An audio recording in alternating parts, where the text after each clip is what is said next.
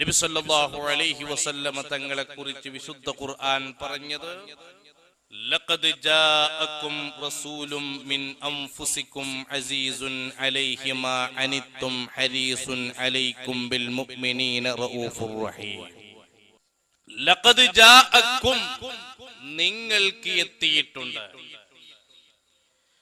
ഖിയാമത്ത് നാൾ വരെയുള്ള സമൂഹത്തോട് പറയുകയാണ്, നിങ്ങൾക്ക് വന്നിട്ടുണ്ട്, നിങ്ങൾക്ക് എത്തിയിട്ടുണ്ട് റസൂലുൻ, സൃഷ്ടികളെ സൃഷ്ടാവുമായി ബന്ധപ്പെടുത്താനുള്ള ഒരു നേതാവ്. ആ നേതാവിന്റെ പ്രത്യേകത എന്താണ്? മിൻ അൻഫുസിക്കും, മനുഷ്യകുലത്തിൽപ്പെട്ടവരായി അസാധാരണ വ്യക്തിത്വമായി ജനിച്ചവരാണെങ്കിൽ തന്നെ അവിടുത്തെ പ്രത്യേകത അസീസുൻ അലൈഹി മാ അനിത്തും, നിങ്ങളുടെ അധോഗതിയിൽ, നിങ്ങളുടെ വിമ്മിഷ്ടങ്ങളിൽ, നിങ്ങളുടെ അനിഷ്ടങ്ങളിൽ, നിങ്ങളുടെ പ്രശ്നങ്ങളിൽ, നിങ്ങളുടെ പ്രയാസങ്ങളിൽ, നിങ്ങളുടെ ദുരിതങ്ങളിൽ, നിങ്ങളുടെ ദുരന്തങ്ങളിൽ അസീസുൻ അലൈഹി മാ അനിത്തും, അതിൽ അതിയായി ദുഃഖിക്കുന്നവരാണ്, വിഷമിക്കുന്നവരാണ്. എന്നിട്ട് ഇത്തരം ദുരിതങ്ങളിൽ നിന്ന് കരകയറാൻ വേണ്ടി അവിടുന്ന് റെക്കമെൻഡ് പറയുന്നവരാണ്. ഹദീസ് കൂടെ കൂട്ടി വായിക്കുമ്പോൾ വളരെ വ്യക്തമായി നമുക്ക് മനസ്സിലാക്കാൻ കഴിയും. ഉമ്മത്തിന്റെ വിഷമം അവിടുന്ന് വിഷമമായിരുന്നു. ഉമ്മത്തിനെ കുറിച്ച് അവിടുന്ന് ഒരുപാട് കരഞ്ഞിട്ടുണ്ട്. എത്രയോ സന്ദർഭങ്ങളുണ്ട്. ഉദാഹരണമായി നോക്കൂ എന്റെ പ്രിയപ്പെട്ടവരെ, അവിടുന്ന് ഹിറാ മലമടക്കുകളിൽ നിന്ന് ജിബ്രീൽ അലൈഹിസ്സലാമിൽ നിന്ന് ഏറ്റുവാങ്ങിയ മഹിതമായ ദിവ്യബോധനത്തിന്റെ പ്രാരംഭ പാഠങ്ങളുമായി പ്രചണ്ഡമായ പ്രബോധന ദൗത്യങ്ങളിൽ ഇറങ്ങിത്തിരിച്ച് കർമ്മനിരതരായി ഇസ്ലാമിന്റെ മഹിതമായ മൂല്യങ്ങളിലേക്ക്, ധർമ്മ സന്ദേശത്തിലേക്ക് സമൂഹത്തെ കൊണ്ടുവരാൻ വേണ്ടി പ്രബോധനം നടത്തിയപ്പോൾ ഒരുപാട് ആളുകൾ മഹത്തായ ദീനിലേക്ക് വന്നു. ധർമ്മപക്ഷത്തിന്റെ വിരോധികളായ ആളുകൾ, അധർമ്മത്തിന്റെ വാക്താക്കളായ ആളുകൾ, അതിന്റെ പേരിൽ ധർമ്മപക്ഷത്തുള്ള ആളുകളെ പല്ലും നഖവും ഉപയോഗിച്ച് ഒരുപാട് ആക്രമിച്ചു. ആ സമയം നോക്കിയാൽ മർദ്ദകരുടെ കൊലവിളികളാണ് ആ ലോകത്ത്, മർദ്ദിതരുടെ ദീനരോധനങ്ങളാണ് ആ മേഖലയിൽ. ആ നിലക്കുള്ള അവസ്ഥയിലാണ് ഒന്നാമത്തെ ഷഹീദ് മഹദിയായ സുമയ്യ ബീവി റളിയല്ലാഹു അൻഹാ. ഉമ്മമാരെ, ഇന്നുള്ള ഉമ്മമാർക്ക് ത്യാഗം എന്തെന്നറിയാൻ കഴിഞ്ഞിട്ടില്ല. ഇന്നുള്ള ഉമ്മമാർക്ക് പ്രയാസം എന്തെന്ന് മനസ്സിലാക്കാൻ കഴിഞ്ഞിട്ടില്ല. ഇന്നുള്ള ഉമ്മമാര് പഴയകാല ഉമ്മമാരുടെ ചരിത്രങ്ങൾ മനസ്സിലാക്കിയിട്ടുണ്ടോ? ചെറിയ വിഷയങ്ങൾക്ക് കോമ്പറ്റീഷൻ മൈൻഡോടുകൂടെ ഫാമിലിയിൽ പ്രശ്നം സൃഷ്ടിക്കുന്നവർ, ചെറിയ വിഷയങ്ങൾക്ക് വേണ്ടി നൈബറിൽ അയൽക്കാരോട് പ്രശ്നം സൃഷ്ടിക്കുന്നവർ, ചെറിയ വിഷയങ്ങൾക്ക് വേണ്ടി റിലേഷൻഷിപ്പിൽ വിള്ളൽ ചാർത്തുന്നവർ. പ്രിയപ്പെട്ട ഉമ്മമാരെ, കഴിഞ്ഞുപോയ കാലങ്ങളിലുള്ള ആളുകൾ അനുഭവിച്ച ത്യാഗം ഒന്ന് ചിന്തിച്ചു നോക്കൂ. സർവസമാന സൗകര്യങ്ങളും ആ കാലഘട്ടത്തിൽ ഉണ്ടായിരുന്ന ആസിയ ബീവി, അവിടുന്ന് ഷഹീദായ ഉമ്മമാരിൽപ്പെട്ടവരാണ്. മഹദിയായ മാഷിത ബീവി റളിയല്ലാഹു അൻഹാ അവരിൽപ്പെട്ടവരാണ്. ഇസ്ലാമിക ചരിത്രത്തിൽ അല്ലാഹുവിന്റെ റസൂലിന്റെ കാലഘട്ടത്തിൽ മഹിതമായ തത്വം മനതലങ്ങളിൽ ചുമന്നതിന്റെ പേരിൽ, സന്മാർഗ സരണിയിൽ സഹചാരിത്വം പങ്കിട്ടതിന്റെ പേരിൽ മഹദിയായ സുമയ്യ ബീവി റളിയല്ലാഹു അൻഹാ ഒരുപാട് ആക്രമിച്ചപ്പോഴും അവിടുന്ന് പറഞ്ഞതും പ്രഖ്യാപിച്ചതും ജീവിതത്തിൽ കാണിച്ചതും പ്രകോപനങ്ങൾക്കോ പ്രലോഭനങ്ങൾക്കോ ധർമ്മത്തിന്റെ പാതയിൽ നിന്ന് പിന്തിരിപ്പിക്കാൻ കഴിയുകയില്ല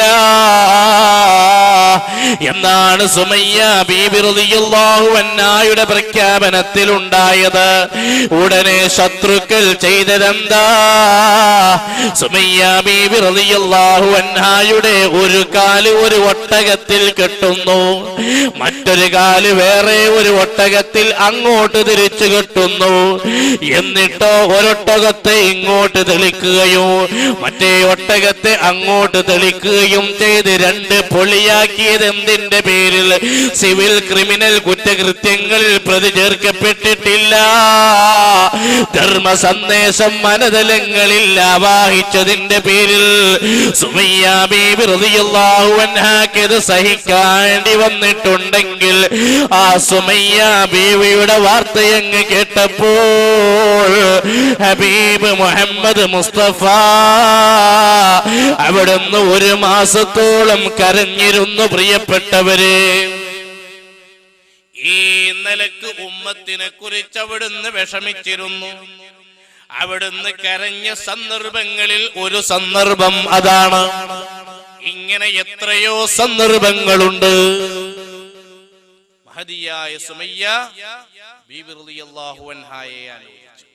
ഇനി നോക്കൂ, ഹബീബ് മുഹമ്മദ് മുസ്തഫ സല്ലല്ലാഹു അലൈഹി വസല്ലമ തങ്ങൾ അവിടുന്ന് കരഞ്ഞ മറ്റൊരു സന്ദർഭം ഉഹദ് രണാങ്കളത്തിൽ വെച്ച് ധർമ്മപക്ഷത്തു നിന്ന് മഹാനരായ ഹംസത്തുൽ ഖറാർ റളിയല്ലാഹു അൻഹു വബിഹംസത്തിൽ ഖറാരി അമ്മിൽ മുസ്തഫ അസദിൽ ഇലാഹി വ സയ്യിദിശ് ശുഹദാഇ